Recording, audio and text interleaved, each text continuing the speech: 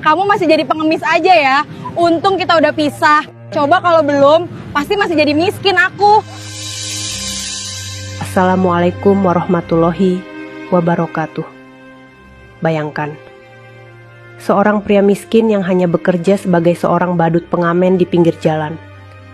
Selama menikah, ia selalu dihina dan dianggap tak punya masa depan oleh istrinya karena hanya menjadi seorang badut pengamen. Hingga istrinya yang akhirnya tak tahan karena selalu hidup susah dengannya.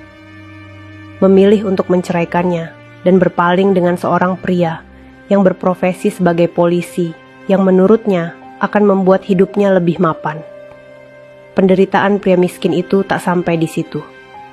Setelah ia bercerai, ia kembali bertemu dengan istrinya di sebuah lampu merah saat ia sedang bekerja menjadi seorang badut pengamen. Mantan istrinya yang saat itu bersama suami barunya tega menghina pria miskin tersebut di depan umum.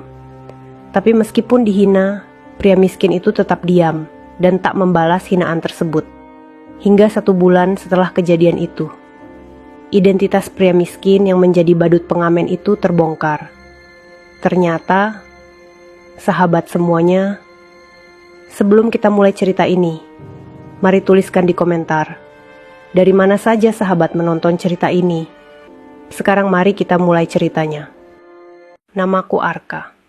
Bagi orang-orang di perempatan jalan, aku hanyalah seorang badut lusuh yang menari konyol demi recehan. Tapi di balik cat wajah dan kostum warna-warni ini, aku menyimpan rahasia besar. Aku adalah seorang intelijen negara.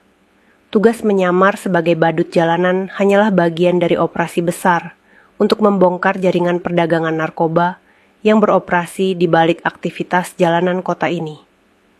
Namun, ada satu orang yang tidak tahu, istriku, Nadia. Nadia awalnya sabar dengan pekerjaanku yang ia kira serius tapi rahasia.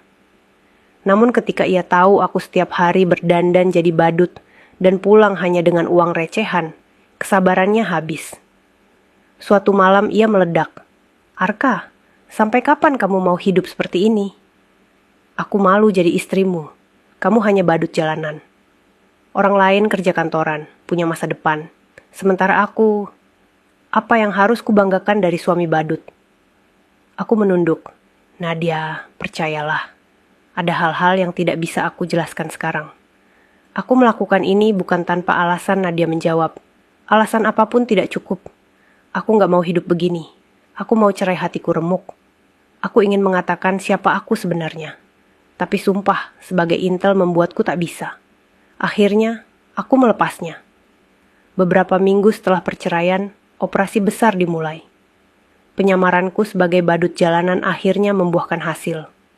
Aku berhasil mendekati gembong narkoba yang sering bertransaksi di perempatan, menyusup, dan mengumpulkan bukti kuat. Malam itu, bersama tim, kami melakukan penyergapan. Aku masih dengan wajah cat badut, tapi kali ini membawa pistol di balik kostum. Aksi berlangsung sengit, namun akhirnya kami berhasil menangkap semua pelaku. Keesokan harinya, berita itu tersebar luas di televisi. Intelijen negara berhasil menyamar jadi badut jalanan, bongkar sindikat narkoba. Namaku muncul di layar. Semua orang terkejut, termasuk Nadia. Seminggu setelah berita itu, aku menghadiri acara penghargaan dari kepolisian. Dengan seragam resmi Intel, aku berdiri gagah menerima medali kehormatan. Di barisan tamu, aku melihat wajah yang familiar, Nadia. Ia menatapku dengan mata berkaca-kaca, penuh penyesalan.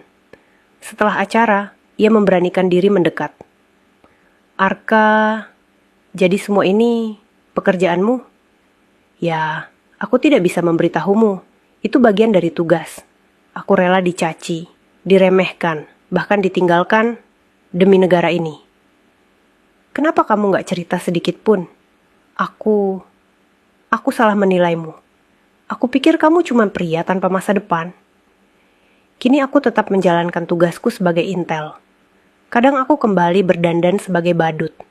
Bukan lagi untuk operasi, tapi untuk mengingatkan diriku bahwa penampilan bisa menipu. Dan cinta sejati diuji bukan saat kita jaya, tapi saat kita terpuruk. Nadia, ia hanya bagian dari masa lalu.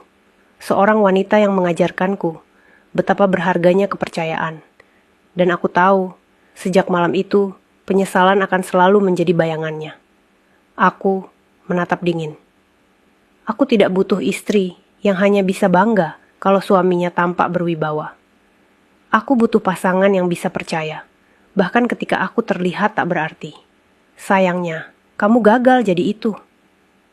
Nadia menunduk, menangis terisak.